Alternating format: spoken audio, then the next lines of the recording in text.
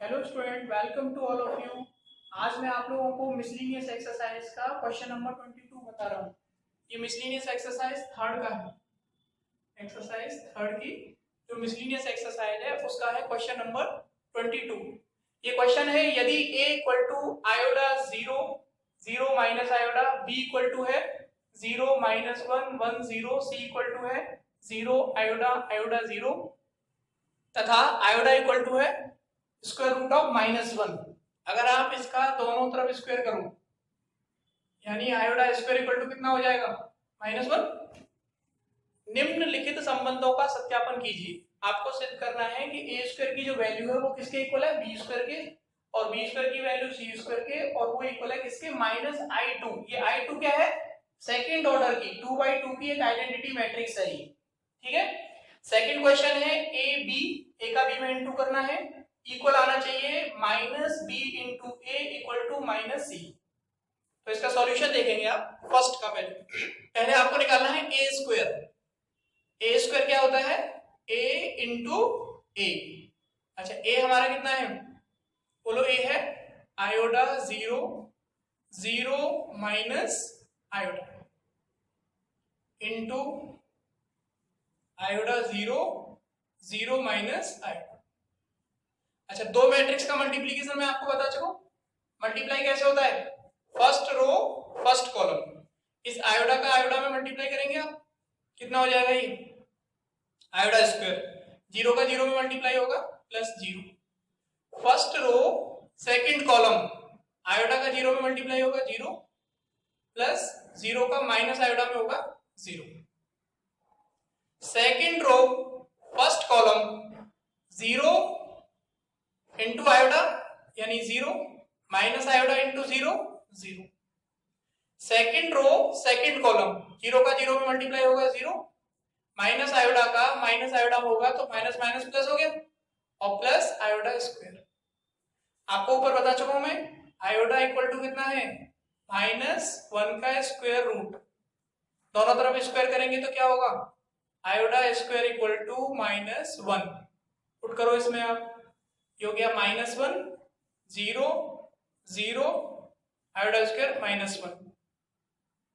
दोनों में क्या कॉमन आ रहा है? -1 कॉमन आ गया, माइनस कॉमन निकाला तो क्या आएगा? 1 0 0 1। ये क्या बन गया? एक आइडेंटिटी मैट्रिक्स हो गई 2/2 की। तो इसको क्या लिख सकते हो आप? -i2। ये वैल्यू आ गई किसकी? ए स्क्वायर। इसको बना लेंगे इक्वेशन 1। ठीक है। नेक्स्ट, फिर आपको कैलकुलेट करना है B square. Now B square, B square क्या लिखा जाएगा बोलो? B into B. बी आपका कितना है? मैट्रिक्स बी है 0 -1 1 0 into 0 -1 1 0। First row first column, 0 का 0 में मल्टीप्लाई किया 0, और -1 का 1 में मल्टीप्लाई होगा तो -1। फर्स्ट रो सेकंड कॉलम, 0 का मल्टीप्लाई इसमें करेंगे आप तो कितना आएगा बोलो? -0, और -1 का 0 में करेंगे तो 0। सेकंड रो फर्स्ट कॉलम, 1 का 0 में करेंगे 0, और 0 का 1 में करेंगे 0। सेकंड रो सेकंड कॉलम, 1 का मल्टीप्लाई -1 में होगा तो कितना आएगा? -1, और 0 का 0 में होगा तो 0। इसमें कुछ कॉमन आ रहा है, माइनस कॉमन ले लेंगे इसमें से, ये बचेगा 1 0 0 1। ये क्या बन गया? आप 2/2 की आइडेंटिटी मैट्रिक्स हो गई, यानी इसको लिख सकते हो आप -i2। ये आपके बी स्क्वायर की वैल्यू आ गई। इसको बना लेंगे equation second. Now C square, C square यानी कि सी इंटू सी। मैट्रिक्स सी कितनी है हमारी? मैट्रिक्स सी है 0 आयोडा आयोडा 0 0 आयोडा आयोडा 0। मल्टीप्लाई करो इसका, सी स्क्वायर इक्वल टू, मल्टीप्लाई आपको आता ही करना। फर्स्ट रो फर्स्ट कॉलम, 0 का 0 में मल्टीप्लाई होगा 0, आयोडा का आयोडा में मल्टीप्लाई होगा तो कितना हो जाएगा? आयोडा स्क्वायर। ऐसे ही फर्स्ट रो सेकंड कॉलम, 0 का आयोडा में होगा तो 0 और आयोडा का 0 में होगा 0। सेकंड रो फर्स्ट कॉलम आयोडा का मल्टीप्लाई 0 में करेंगे 0 और 0 का आयोडा में करेंगे 0, तो ये 0 आएगा। सेकंड रो सेकंड कॉलम आयोडा का आयोडा में होगा तो आयोडा स्क्वायर और 0 का 0 में 0। आयोडा स्क्वायर की वैल्यू कितनी है बोलो, -1, ये आपका 0, ये 0 -1, ठीक है। इसमें कॉमन क्या आ जाएगा बाहर, माइनस, क्या बचेगा यहाँ पे 1 0 0 1, और ये किसकी वैल्यू है, ये एक आइडेंटिटी मैट्रिक्स है 2/2 की, यानी I2 की वैल्यू, ये आपका हो गया c²। ये बन गई इक्वेशन 3, ठीक है। यहां लिखेंगे समीकरण 1 2 तथा 3 से। इन तीनों को आप ध्यान से देखेंगे तो देखो a² की वैल्यू b² के इक्वल है, b² की वैल्यू c² के इक्वल है, और ये इक्वल है -I2, जो हमें प्रूव करना है, ठीक है भाई। आपको ये फर्स्ट क्वेश्चन हो गया आपका कंप्लीट। a² निकालना था पहले, तो a² के लिए हमने क्या किया, a इंटू ए, इस a मैट्रिक्स में a मैट्रिक्स का मल्टीप्लाई कर लिया। अच्छा, मल्टीप्लाई करने का तरीका आपको पता ही है, मल्टीप्लाई करने के बाद क्या आ रहा है, ये बने, और ये क्या है 2/2 की आइडेंटिटी मैट्रिक्स, तो इसको क्या लिख सकते हो आप, I2, यानी a² की वैल्यू आ गई -I2। ऐसे ही आपने b² को कैलकुलेट किया, b² equal to b into B, दोनों का मल्टीप्लाई किया, ये भी I2 आ रहा है। ऐसे ही आपने c² को कैलकुलेट किया, ये भी I2 आ रहा है। यानी इक्वेशन 1, इक्वेशन 2 और इक्वेशन 3 से जो रिजल्ट आ रहे हैं वो तीनों कैसे, एक से। इसका मतलब इन तीनों इक्वेशन से अगर हम देखें तो क्या बनेगा, a² equal to b² equal to c² equal to -I2। ये आपका क्वेश्चन हो गया कौन सा, फर्स्ट।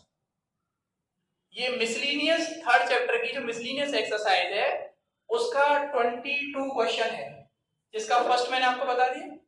अब हम कैलकुलेट करेंगे सेकंड को, तो आप सेकंड को देखेंगे यहां पे ध्यान से।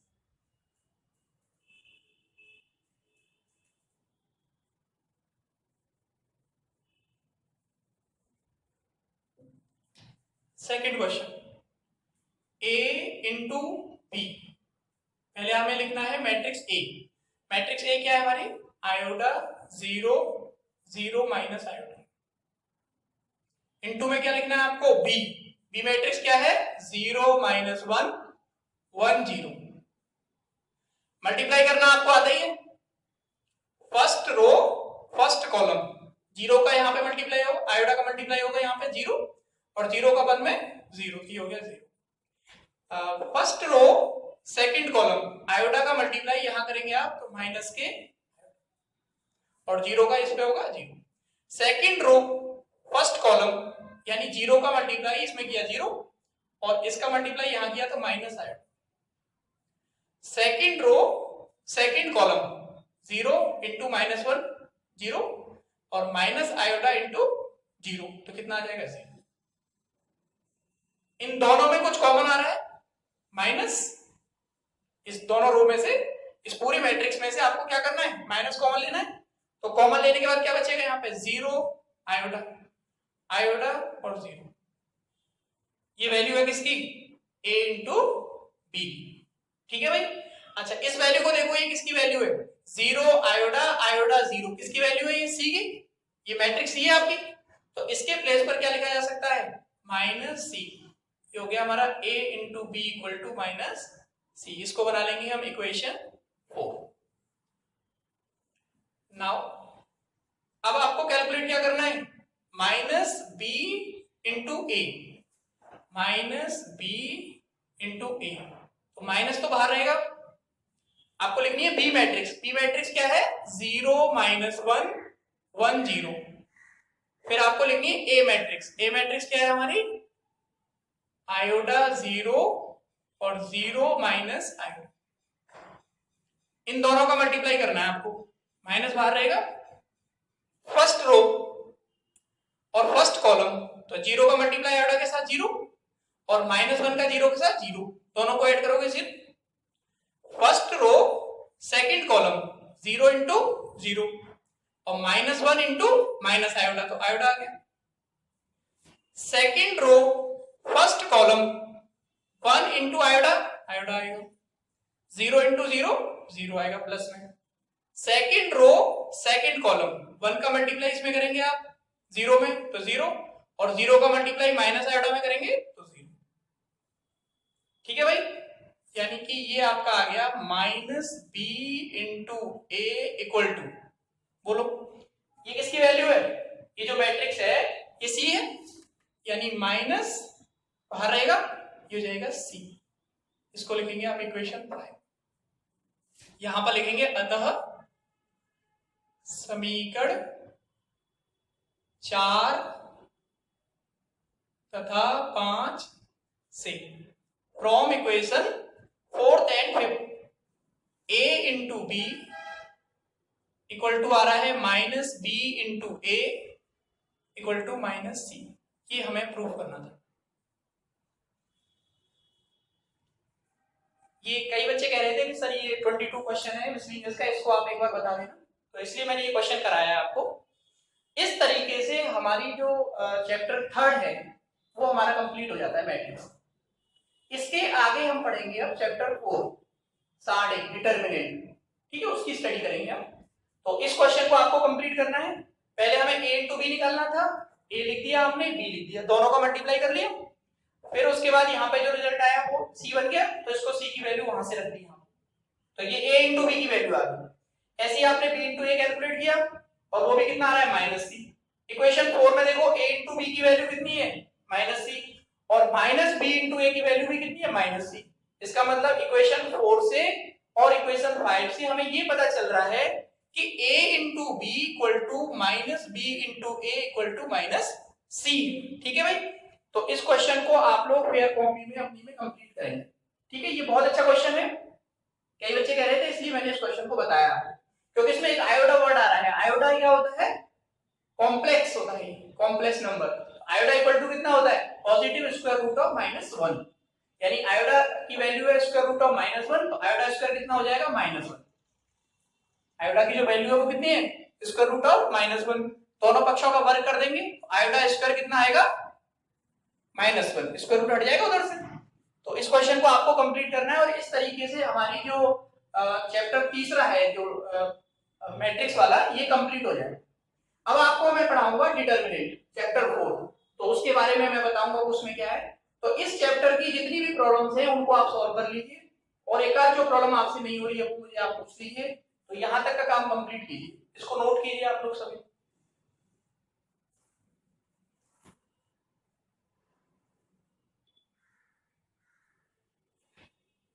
नेक्स्ट देखिए आप लोग, ये चैप्टर है 4, इस चैप्टर का नाम है सारणिक डिटर्मिनेंट। आपने अभी पढ़ा था मैट्रिक्स, अब आप क्या पढ़ रहे हैं डिटर्मिनेंट।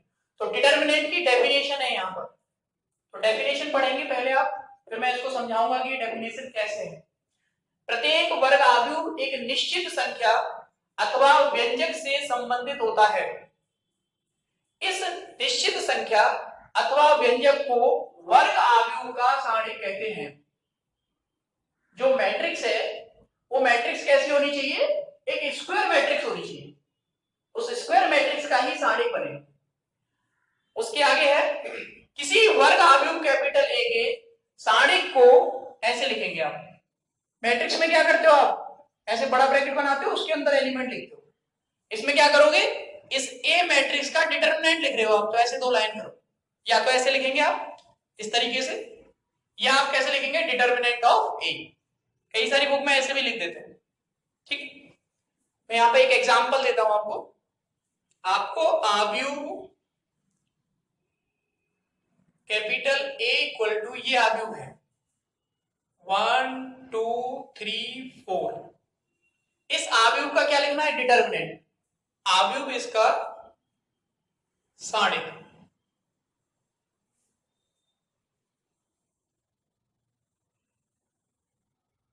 इस आव्यूह का सारणिक क्या आएगा बोलो, ऐसे डिटरमिनेंट ऑफ ए, ऐसे लिखा जाए, एलिमेंट लिखे जाएंगे 1 2 3 4। डिटरमिनेंट बनाने के लिए, मैट्रिक्स को डिटरमिनेंट बनाने के लिए मैट्रिक्स को क्या होना चाहिए, एक स्क्वायर मैट्रिक्स होना चाहिए। ऐसा नहीं है कि किसी भी क्रम का हो, क्या होना चाहिए? वर्ग आव्यूह। वर्ग आव्यूह जानते हो आप लोग क्या होता है? एक ऐसा आव्यूह जिसमें पंक्तियों तथा स्तंभों की संख्या समान होती है, बराबर होती है, वो वर्ग आव्यूह कहलाता है। उसको बोलते हैं आप स्क्वायर मैट्रिक्स। तो डिटरमिनेंट इस तरीके से लिखा जाएगा, इस सारणी का ये क्या बन गया, इस आव्यूह का ये क्या बन गया, सारणी। तो इस तरीके से बना सकते हो आप, कोई भी क्वेश्चन होगा उसको आप कर सकते हैं। नेक्स्ट है प्रथम कोटि के आव्यूह का सारणी, determinant of a matrix of first order. First order का मतलब क्या हुआ, जिसमें एक ही पंक्ति और एक ही स्तंभ हो। जैसे मैं आपको यहां बताऊं, एक एग्जांपल है, मान लिया मैंने ये का मैट्रिक्स है, आव्यूह है इस तरीके से A11। इसका आपको क्या लिखना है, सारणिक लिखना है। इस आव्यूह का सारणिक यानी डिटरमिनेंट कैसे लिखा जाएगा बोलो? डिटरमिनेंट ऐसे लिखो आप, ऑफ ए, या फिर इस तरीके से, और इसको लिखेंगे आप A11 ऐसे दो लाइन। यहां पर ये ध्यान देने वाली बात है कि जब आप मैट्रिक्स लिख रहे हो तो इस तरीके से ब्रैकेट लगाना है, और जब आप डिटरमिनेंट लिख रहे हो तो इस तरीके से।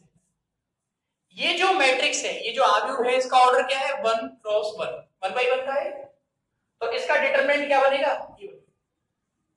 यहां पर जैसे मैं आपको एक एग्जांपल से समझाऊं इसको।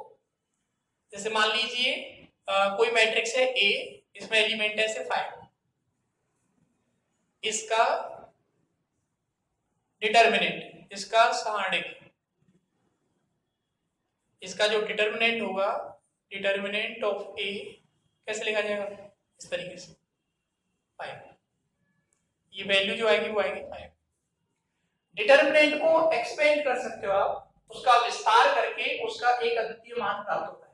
जैसे ये है, इस डिटरमिनेंट को आप एक्सपेंड करोगे तो कितना आएगा, इस 4 का इधर गुणा करना है, 4 का मल्टीप्लाई करना है 1 के साथ, 1 into 4, फिर माइनस लगाना है, और इस 3 का मल्टीप्लाई करना है इधर, तो 3 2 6।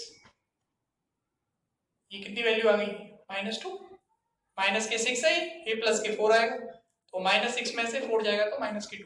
ये इस सारणी का मान होगा, ये इस डिटरमिनेंट की क्या होगी, वैल्यू होगी। तो किसी भी डिटरमिनेंट की एक यूनिक वैल्यू निकलती है, उसको एक्सपेंशन करके, उसका विस्तार करके आप उसको याद कर सकते हो।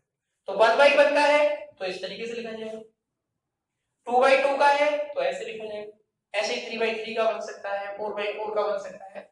जैसे यहां पर सेकंड है, द्वितीय कोटि के आव्यूह का सारणी। अब द्वितीय कोटि से मतलब क्या है, मैं यहां पे लिख रहा हूं, एक कोई मैट्रिक्स है, इसमें एलिमेंट है A11, A12, A21 और A22। कितनी रो है इसमें, 2 रो है, 2 कॉलम है, 2 बाई 2 की, तो इसको बोलेंगे द्वितीय क्रम। इसका आपको क्या बनाना है, डिटरमिनेंट, इस का सारणिक, डिटरमिनेंट यानी कि डिटरमिनेंट ऑफ A क्या लिखा जाएगा बोलो, इस तरीके से, या क्या लिखेंगे आप, ऐसे लिखेंगे A11, A12, A21, A22। ठीक है, तो मैट्रिक्स में तो आपको ये वाला ब्रैकेट लगाना होता है, और डिटरमिनेंट में आपको कौन सा लगाना है, ये लगाना है। केवल उसी मैट्रिक्स का डिटरमिनेंट बनेगा जो मैट्रिक्स कैसी हो, स्क्वायर मैट्रिक्स हो, वर्ग आव्यूह हो। इसका एक्सपेंशन करेंगे तो क्या लिखा जाएगा, इसका जब आप विस्तार करोगे तो क्या आएगा बताइए,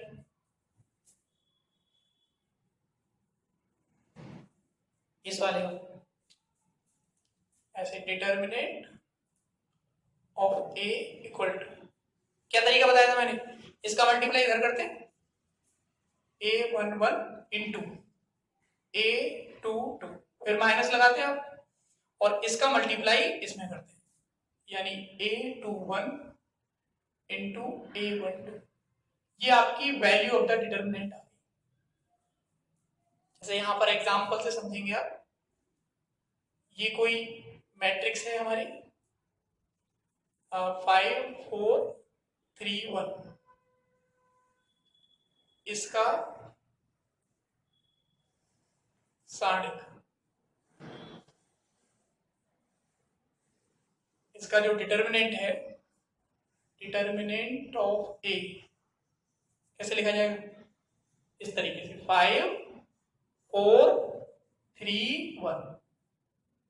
इसका मल्टीप्लाई इधर होगा 5 और इसका मल्टीप्लाई इधर करेंगे, माइनस लगाएंगे 12, कितना बचेगा -7। ठीक है भाई, ये मैंने आपको क्या बताया, प्रथम कोटि के आव्यूह का सारणिक। ठीक है, दूसरा क्या बताया मैंने आपको, द्वितीय कोटि के आव्यूह का सारणिक। ऐसे ही तृतीय कोटि के आव्यूह का सारणिक, उसमें क्या होंगी, 3 रो होंगी और 3 कॉलम होंगी। फिर उसी तरीके से उसका एक्सटेंशन करना सीखना है, और हर सारणिक का एक यूनिक मान होता है, उसका विस्तार करने का तरीका है, अगर 2x2 का है तो ऐसे लिखा जाएगा, और अगर 1x1 का है तो डायरेक्ट कोई वैल्यू आ जाएगी, और अगर 3x3 की है मैट्रिक्स, उसका डिटरमिनेंट की वैल्यू बतानी है आपको, तो उसका एक तरीका है, वो मैं आपको बताऊंगा। पहले आप इसको यहां तक इसे नोट कर लीजिए, फिर आप हेडिंग डालेंगे तृतीय कोटि के आव्यूह का सारणिक, determinant of a matrix of third order. ठीक, तो इसको यहां नोट करना, यहां पर क्या हो जाएगा, प्रथम के स्थान पर केवल तृतीय, determinant of a matrix of, यहां हो जाएगा थर्ड।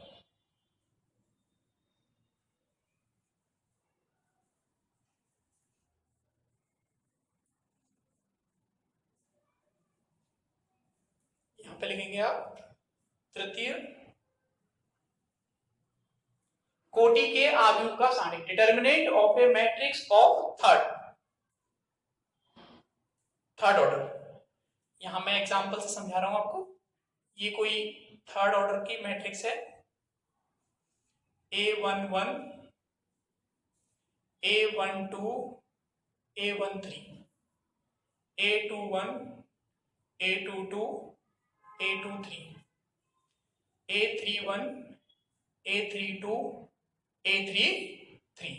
ठीक है भाई, इसके डिटरमिनेंट की वैल्यू,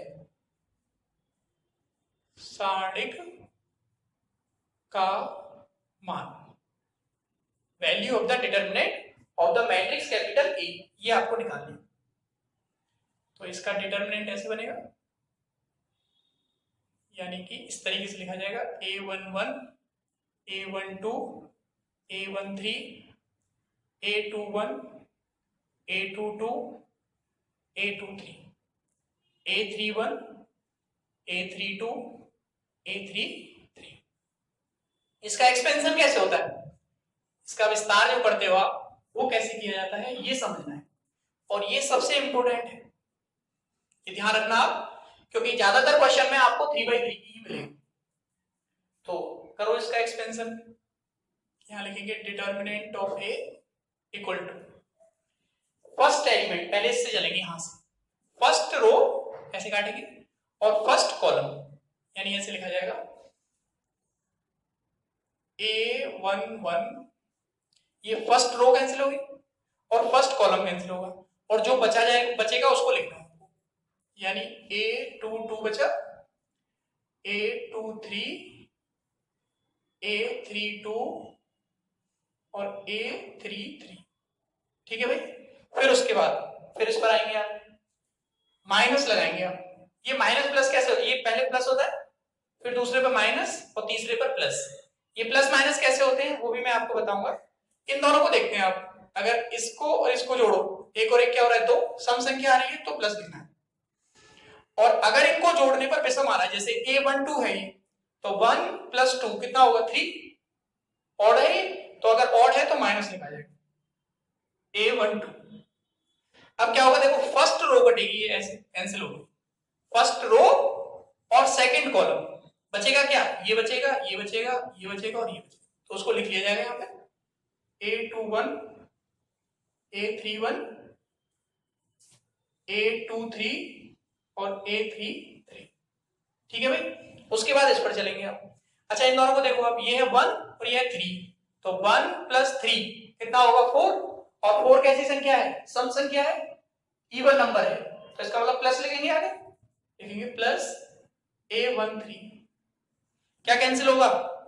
फर्स्ट रो और थर्ड कॉलम, क्या बचेगा? ये बचेगा, यानी कि A बोलो A21, A22, A31 और A32।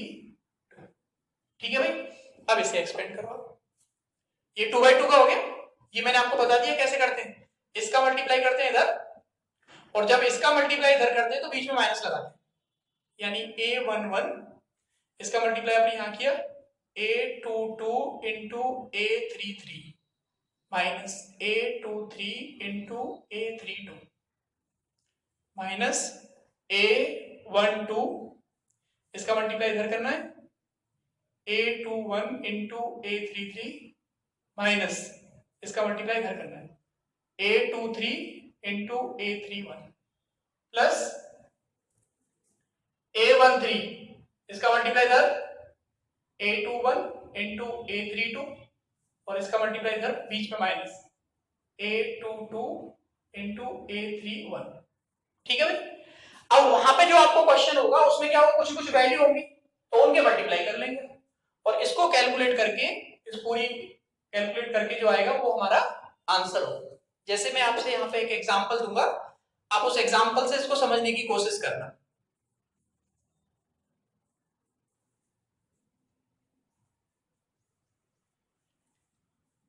ये एग्जांपल है, ये कोई मैट्रिक्स है आपकी 1 2 3 1 -5 4 3 2 6। इसके सारणिक का मान, इसके सारणिक का मान ज्ञात कीजिए।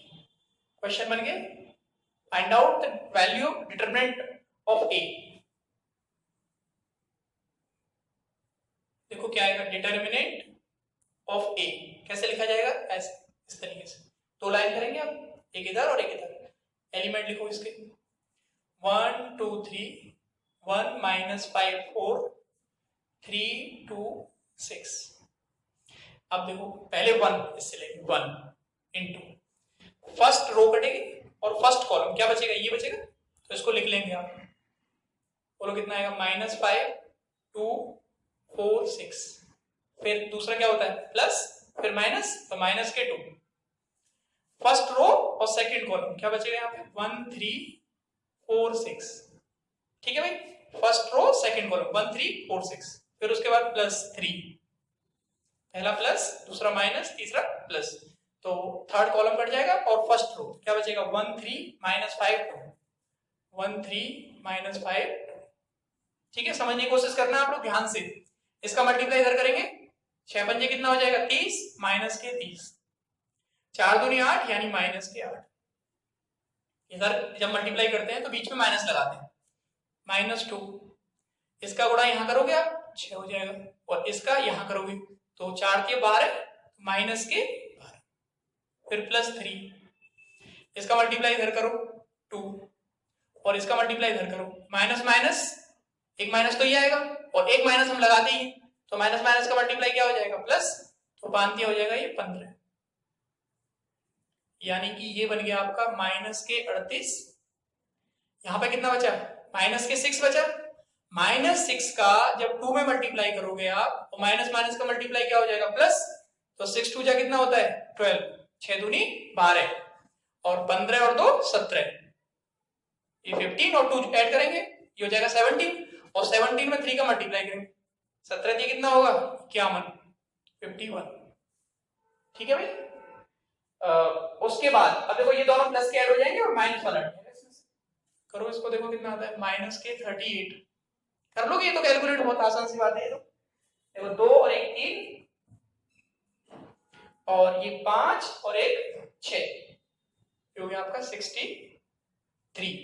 ये हो जाएगा 13, ये हो जाएगा कितना 8, मैं 13 से 8 कम करेंगे 5 बचेगा, यहाँ पे कितना बचेगा 5, और 5 में से 3 जाएगा तो कितना आएगा बोलो 2, ये प्लस, ये आपका वैल्यू ऑफ द डिटर्मिनेंट आ गई,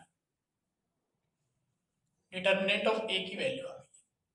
ठीक है, तो इस तरीके से 3/3 की कोई भी मैट्रिक्स होगी तो उसका आप value of determinant find out कर सकते हो, उसके सारणी का मान ज्ञात कर सकते हो। जैसे कि आपने दिया है, आपसे कह रहा है कि इसके सारणी का मान ज्ञात कीजिए, तो सारणी का मान ऐसे निकालेंगे और एक्सपेंशन करने का तरीका जो मैंने आपको बताया है उसी तरीके से रखेंगे, पहला प्लस, दूसरा माइनस, फिर प्लस।